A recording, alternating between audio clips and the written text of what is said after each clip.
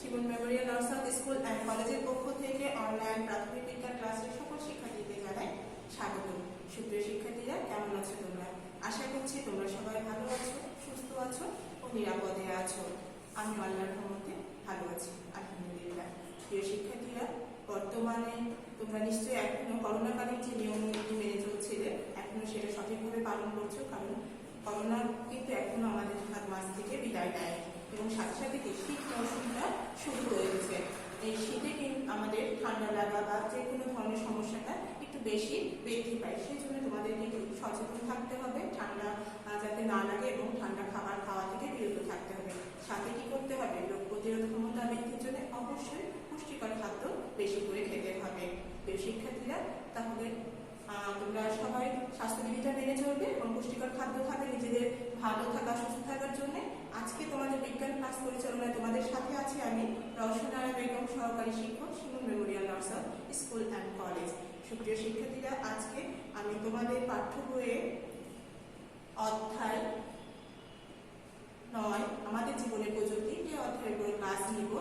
এই ক্লাস শেষে তোমরা যেটি শিখতে পারবে সেটি কি, অর্থাৎ শিখন ফল অর্জন করতে পারবে, বিজ্ঞান ও প্রযুক্তির মধ্যে পার্থক্য করতে পারবে, কৃষিতে প্রযুক্তি সম্পর্কে বর্ণনা করতে পারবে, প্রযুক্তির ক্ষতিকর প্রভাব সম্পর্কে বলতে পারবে। তাহলে বিজ্ঞান ও প্রযুক্তির মধ্যে পার্থক্য কি?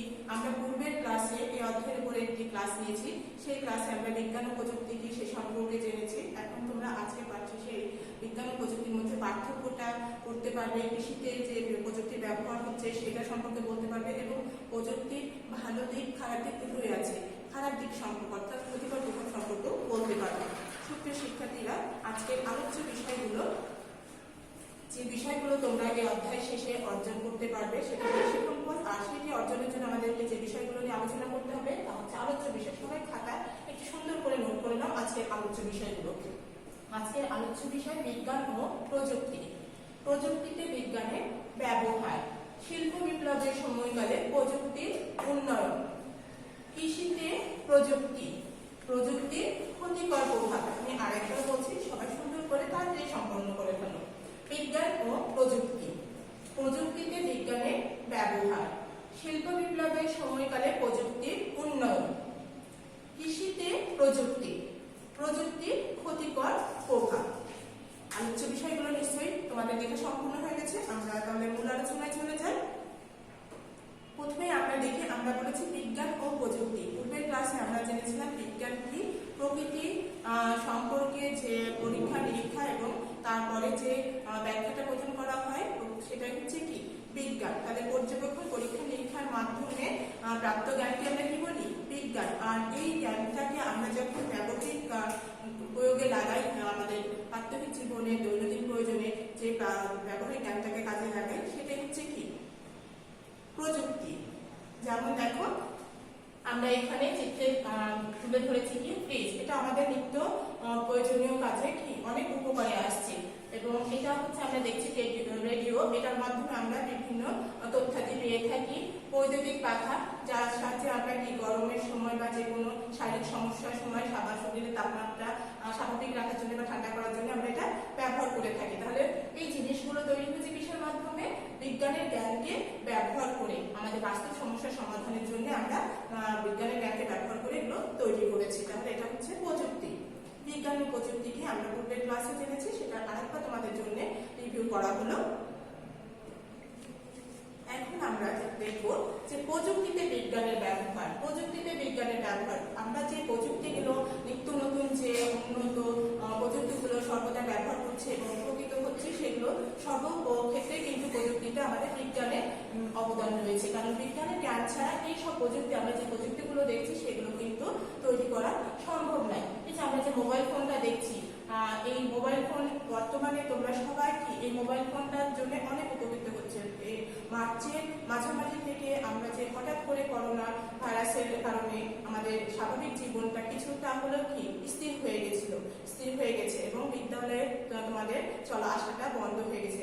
সেক্ষেত্রে কি তোমাদের শিক্ষা কার্যক্রমটা কি বন্ধ হয়ে গেছে? বন্ধ হয়নি। এই মোবাইল ফোনের কারণে কি আমরা শিক্ষা কার্যক্রমটা চালিয়ে যাচ্ছি এবং সেক্ষেত্রে তোমরা একদম শিক্ষা কার্যক্রম থেকে পুরো কি কি বলে একদম দূরে না যে কিছুটা হলো লেখাপড়ার সাথে জড়িত থাকছে। এবং বর্তমানে আমরা যে জুম ক্লাসটা নিচ্ছি এই প্রযুক্তির উন্নয়নের কারণে সেই ক্লাসে আমরা কিছুটা কি বিদ্যালয়ের পরিবেশ উপভোগ করছি, তোমরা আমাদের সাথে কথা বলতে পারছো এবং তোমাদের সমস্যার সমাধানগুলো করতে পারছো। তাহলে প্রযুক্তিতে কি বিজ্ঞানের ব্যবহার আমরা লক্ষ্য করছি। ফ্রিজ তোমরা সবাই জানো এটার ব্যবহার। এখানে আমরা ল্যাপটপ দেখছি, বিভিন্ন ধরনের ক্যালকুলেটর, বিভিন্ন ধরনের প্রযুক্তি দেখছি যেখানে আমাদের বিজ্ঞানের অবদান রয়েছে। আমরা এখন শিল্প বিপ্লবের সময় প্রযুক্তির উন্নয়ন, শিল্প বিপ্লবের সময় প্রযুক্তির উন্নয়ন কি হয়েছে সেটা আমরা দেখছি যে প্রযুক্তি বিভিন্ন পূর্বে কিন্তু বিজ্ঞানীরা সবসময় প্রকৃতি নিয়ে গবেষণা করেছে এবং ব্যাখ্যা করেছে, কিন্তু বাস্তব জীবনের ক্ষেত্রে কতটুকু কি কাজে লাগবে সেটার প্রতি একটু গুরুত্বটা কম ছিল। কিন্তু শিল্প বিপ্লবের সময় প্রযুক্তির ব্যাপক উন্নয়ন হয়েছে। এই ব্যাপক শিল্প বিপ্লবের সময় ব্যাপক উন্নয়নের ফলে কি হচ্ছে, শিল্প কারখানা এবং পরিবহন, কৃষিক্ষেত্রে ব্যাপকভাবে উন্নতি লাভ করেছে, যার ফলে কি হচ্ছে বিভিন্নভাবে আমরা উপকৃত হচ্ছি।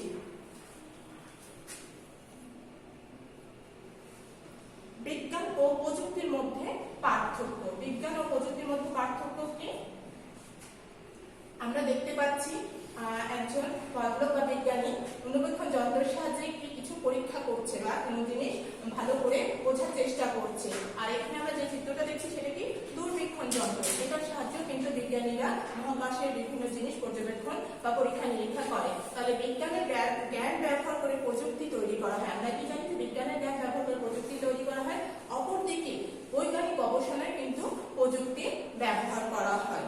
অপরদিকে কি বিজ্ঞানীরা বিজ্ঞানের জ্ঞানটাকে আমরা ব্যবহার করে প্রযুক্তি তৈরি করছি, অপরদিকে কি বিজ্ঞানীরা কিন্তু প্রযুক্তি ব্যবহার করে বিজ্ঞানী বা প্রকৃতি সম্পর্কে বিভিন্ন তথ্য পরীক্ষা নিরীক্ষা করছে।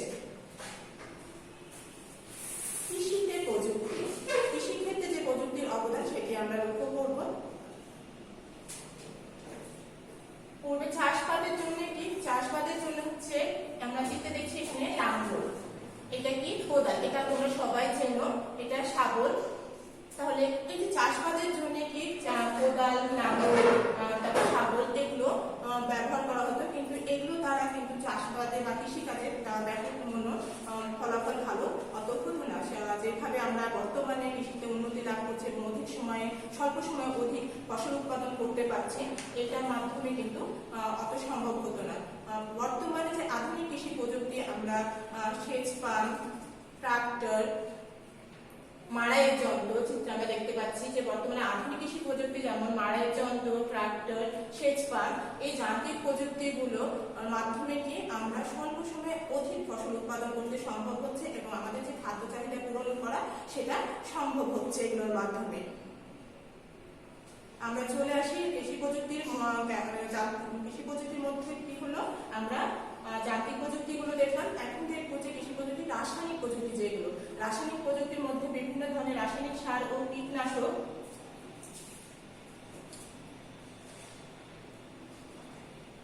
রাসায়নিক সার ও কীটনাশক ব্যবহারের ফলে কি হচ্ছে, আমরা অধিক পুষ্টি সম্পন্ন এবং পোকামাকড় প্রতিরোধ করে বিশেষ বৈশিষ্ট্য সম্পন্ন অধিক পুষ্টি সম্পন্ন ফসল উৎপাদন করতে সম্ভব হচ্ছে।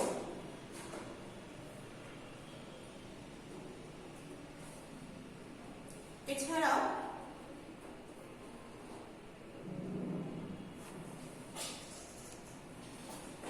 আমরা রাসায়নিক প্রযুক্তিতে যে রাসায়নিক সার ব্যবহার করা হচ্ছে, রাসায়নিক সার কি কাজে লাগছে, রাসায়নিক সার ব্যবহারের ফলে কি হচ্ছে বাড়তি উৎপাদনের জন্য আমরা অনেকে কি ফসলে রাসায়নিক সার ব্যবহার করছে এবং কীটনাশক ব্যবহার করা হচ্ছে। রাসায়নিক সার উদ্ভিদের কি করছে, ভালো বৃদ্ধিতে সহায়তা করছে এবং অধিক ফসল উৎপাদনে সাহায্য করছে। এছাড়া রাসায়নিক পদার্থ কি করছে, ফসলের ক্ষতিকারক পোকামাকড় ও আগাছা দমন করছে, যার ফলে আমরা অধিক ফসল পেতে সক্ষম হচ্ছি।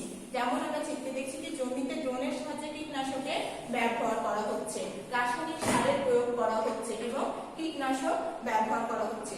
এগুলো ব্যবহারের ফলে অর্থাৎ কি কৃষিতে প্রযুক্তির ব্যবহার, কৃষিতে যে রাসায়নিক প্রযুক্তির ব্যবহারের ফলে আমরা অধিক ফসল পেতে পারছি। এবার আমরা চলে আসি জৈব প্রযুক্তি। জৈব প্রযুক্তি কি, জৈব প্রযুক্তি হচ্ছে মানুষের কল্যাণে নতুন কিছু উৎপাদনে জীবের ব্যবহারই হলো কি জৈব প্রযুক্তি। জৈব প্রযুক্তির মাধ্যমে বিশেষ বৈশিষ্ট্য সম্পন্ন উদ্ভিদ সৃষ্টি করা সম্ভব হচ্ছে। এই প্রযুক্তি মানুষকে অধিক পুষ্টি সমৃদ্ধ, পোকামাকড় প্রতিরোধী এবং অধিক ফলনশীল উদ্ভিদ উৎপাদনে সহায়তা করছে। জৈব প্রযুক্তি অবশ্যই আমাদের অনেক উপকারে আসছে এবং আমরা যদি রাসায়নিক সার অবশ্যই ব্যবহার করবো অধিক ফসল উৎপাদনের জন্য, সেক্ষেত্রে যদি আমরা রাসায়নিক সার ও কীটনাশকের ব্যবহারটা তুলনামূলকভাবে কমে যদি জৈব প্রযুক্তির ব্যবহারটা করি তাহলে বেশি ভালো হবে এবং পরিবেশের জন্য এবং জীবের জন্য উপকার হবে। আমরা চিত্রে দেখছি জৈব প্রযুক্তি নতুন উৎপাদনে কিভাবে সাহায্য করছে এবং জৈব প্রযুক্তি কি করছে, শস্যকে পোকামাকড় প্রতিরোধ করতেও সাহায্য করছে। চিত্রের মাধ্যমে আমরা এটি দেখতে পাচ্ছি। এই প্রযুক্তি ব্যবহার করে অধিক পুষ্টি সমৃদ্ধ, পোকামাকড় প্রতিরোধী এবং অধিক ফসল উৎপাদনে সম্ভব হয়েছে। আমরা তাহলে দেখতে পাচ্ছি যে জৈব প্রযুক্তি কিন্তু আমাদেরকে অনেক উপকার করছে, আমাদের অনেক উপকারে আসছে। এইবার আমরা দেখবো আমরা এতক্ষণ ধরে প্রযুক্তির উন্নয়ন এবং প্রযুক্তির সুফল, প্রযুক্তি আমাদের কতটা ভালো করছে সেটা আমরা জানলাম, কিন্তু প্রতিটা জিনিসেরই কিন্তু ভালো এবং খারাপ দিক আছে। তাহলে প্রযুক্তিরও অবশ্যই ক্ষতিকর কিছু প্রভাব আছে। তাহলে প্রযুক্তির ক্ষতিকর প্রভাবগুলো এখন আমরা লক্ষ্য করব। প্রযুক্তির ক্ষতিকর প্রভাব কি দেখি? প্রযুক্তির ক্ষতিকর প্রভাবের ফলে কি হচ্ছে, পরিবেশ দূষণ হচ্ছে, বায়ু দূষণ হচ্ছে, বৈশ্বিক উষ্ণায়ন, অ্যাসিড বৃষ্টি হচ্ছে এবং মাটি ও পানি দূষণ হচ্ছে। তাহলে এগুলো কিন্তু প্রযুক্তির ব্যবহারের ফলে কিন্তু এই জিনিসগুলো সম্ভব হচ্ছে।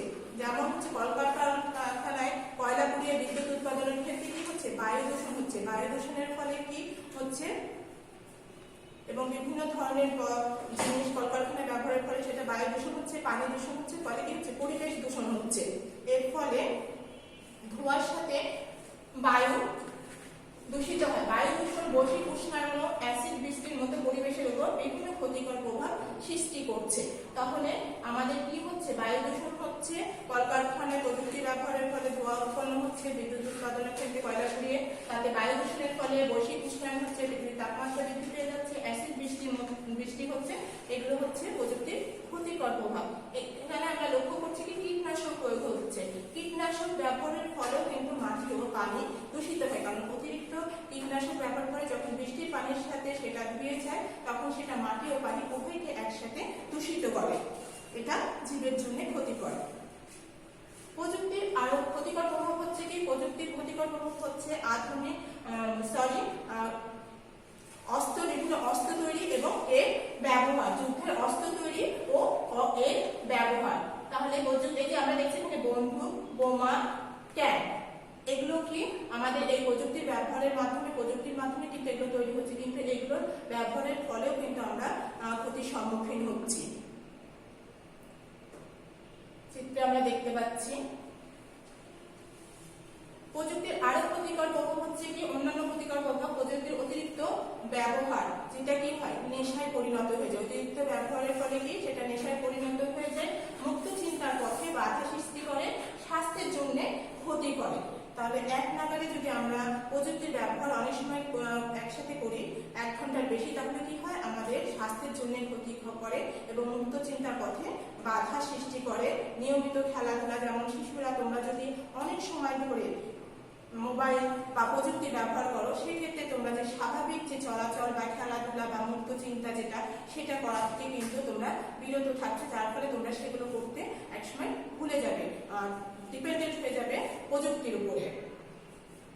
তাহলে আমরা প্রযুক্তির ক্ষতিকর প্রভাবগুলো লক্ষ্য করলাম। সুতরাং সবকিছুরই ভালো দিক এবং খারাপ দিক আছে। আমরা চেষ্টা করব ভালো দিকটা ব্যবহার করতে এবং ক্ষতিকর দিকগুলো কমাতে। এখন আমরা যে আজকে এই অধ্যায়ের বাকি অংশ আলোচনা করলাম, সেই অংশটা তোমরা কতটুকু গ্রহণ করতে পারলে এবং কতটুকু মনোযোগী ছিলে, তার জন্য আমি ছোট ছোট কিছু প্রশ্ন তোমাদেরকে যাচাই করব। আশা করছি তোমরা উত্তরগুলো সুন্দরভাবে নিজেরাই বলতে পারবে। জৈব প্রযুক্তি কি? জৈব প্রযুক্তি হচ্ছে মানুষের কল্যাণে নতুন কিছু উৎপাদনে জীবের ব্যবহারই কি হচ্ছে জৈব প্রযুক্তি। এক নাগারে কতক্ষণ কম্পিউটার ব্যবহার করা স্বাস্থ্যের জন্য ক্ষতিকর? 1 ঘন্টার বেশি। তাহলে প্রিয় শিক্ষার্থীরা, অবশ্যই তোমরা 1 ঘন্টার বেশি প্রযুক্তি ব্যবহার করবে না এবং সাবধানে থাকবে যেন 1 ঘন্টার বেশি কোনো সময় প্রযুক্তির সাথে যুক্ত না থাকবে। 3 নাম্বার, স্বল্প সময়ে অধিক খাদ্য উৎপাদনে ব্যবহৃত 2টি কৃষি প্রযুক্তির নাম। স্বল্প সময়ে অধিক খাদ্য উৎপাদনে। তাহলে আমরা পূর্বে আলোচনা করলাম কৃষিতে প্রযুক্তি যেটা, সেখানে কি আধুনিক কৃষি যন্ত্র যেমন ট্রাক্টর, ফসল মারার যন্ত্র বা সেচ পাম্প, এখানে যেহেতু আমাদেরকে উল্লেখ করে দিয়েছে দুইটি, তাহলে আমরা দুইটিরই নাম লিখবো, যেমন ট্রাক্টর ও সেচ পাম্প। আশা করছি তোমাদেরকে এই ধরনের ছোট ছোট মূল্যায়নের যে কোশ্চেনগুলো করা হচ্ছে, তোমাদের আগামীতে যে চূড়ান্ত মূল্যায়ন হবে সেটার করে তোমাদের পরবর্তী ক্লাসে প্রমোশন হবে, সেই ক্ষেত্রে মূল্যায়নের যে প্রশ্নগুলো থাকবে সেখানে তোমরা সুন্দরভাবে উত্তর সম্পন্ন করতে পারবে এবং প্রশ্নটা ভালো করে খেয়াল করে উত্তর দিবে। 4 নম্বর, প্রযুক্তি বাধা সৃষ্টি করে এমন দুটি ক্ষেত্রে নাম উল্লেখ করো। প্রযুক্তি বাধা সৃষ্টি করছে কি ক্ষেত্রে? দুইটি ক্ষেত্রে, যেমন মুক্ত চিন্তা পথে বাধা সৃষ্টি করছে, ব্যায়াম ও খেলাধুলা এগুলো পথে কি বাধা সৃষ্টি করছে। তাহলে আমরা এই জিনিসগুলো ভালো করে মনোযোগ সহকারে নিজেরাও খেয়াল করব এবং অন্যদেরকে সচেতন করব, যাতে এই জিনিসগুলো তারা খেয়াল করে নিজেদেরকে সুস্থ রাখে এবং সচেতন থাকে। প্রিয় শিক্ষার্থীরা, আগামী দিন তোমাদের এই অধ্যায়ের উপরে টেস্ট নেওয়া হবে, পড়া থাকবে পৃষ্ঠা 65 থেকে 66। সবাই খাতায় নোট করে নাও আগামী দিনে। আগামী ক্লাস দেখার আমন্ত্রণ জানাচ্ছি। সে পর্যন্ত সবাই সুস্থ